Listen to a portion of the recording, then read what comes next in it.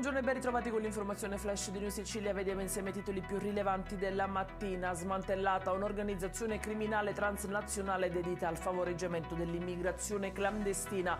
15 gli arresti eseguiti dalla Polizia di Stato, anche a Catania. Sono tutti cittadini egiziani facenti parte di un'associazione per delinquere finalizzata al traffico di migranti.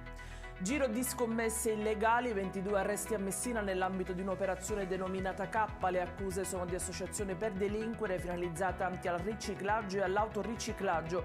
Le comunicazioni tra affiliati avvenivano tramite WhatsApp e Telegram, sequestrati circa 3 milioni di euro di beni. Abbigliamento falso e vendite in nero con dirette sui social. I finanzieri di Caltanissetta hanno invece avviato un piano operativo mirato a combattere la vendita di merce contraffatta e il commercio abusivo. Nel mirino soprattutto soggetti risultati irregolari dal punto di vista fiscale. Abusava di una bambina e ne filmava gli atti sessuali. In manetto un palermitano di 46 anni accusato adesso di violenza sessuale aggravata e pornografia minorile. L'uomo era un amico di famiglia e assiduo frequentatore dell'abitazione della piccola.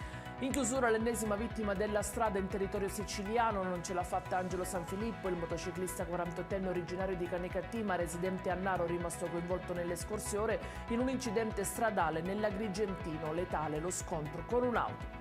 Ed è tutto per queste edizioni. Vi ricordo che i dettagli su queste notizie li trovate sul nostro sito e sui nostri canali social. Grazie per averci seguito e a più tardi.